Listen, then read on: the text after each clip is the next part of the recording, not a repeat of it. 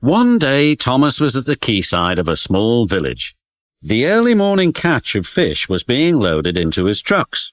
The work took a long time. The fishermen were using old equipment and Thomas was worried. "I'm going to be late for Henry at the docks. He won't like this. Please hurry up and—" Thomas was rudely interrupted.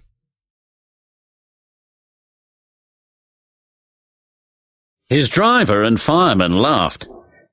"Phew," sniffed Thomas. "What a pong!" He was glad when they were speeding along the beautiful coastal run. As they approached the lighthouse, they saw a man waving a red flag. "What's the matter now?"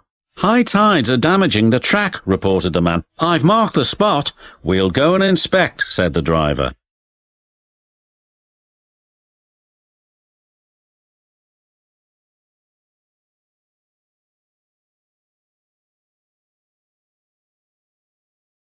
"It would be dangerous for heavy engines like Henry," agreed the driver, "but for Thomas it's safe enough."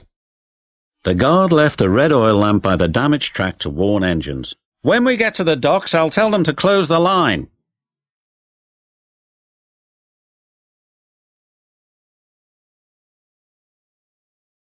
Henry was waiting anxiously for Thomas's trucks.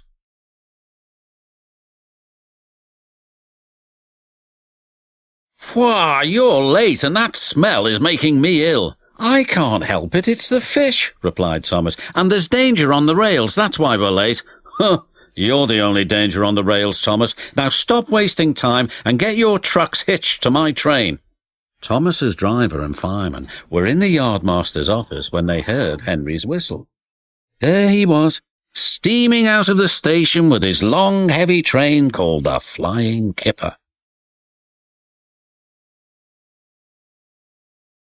"What route is Henry taking tonight?" asked the driver. "The coastal run, it's the quickest."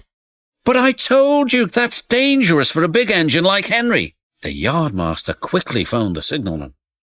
Henry roared past the signal box. "I'll soon make up for lost time." The signalman was answering the telephone but couldn't hear the warning. By the time he did, Henry was far away in a cloud of steam. But when Henry reached the coastal track, his hopes for a fast run were dashed. Fog floated everywhere. "I can't see," cried Henry. Nor could his driver.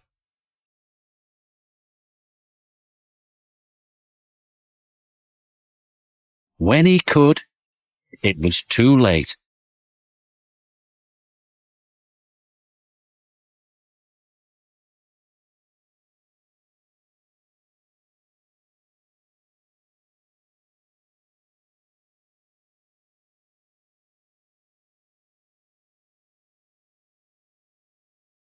As soon as the tide was high enough, Henry was craned out of the water.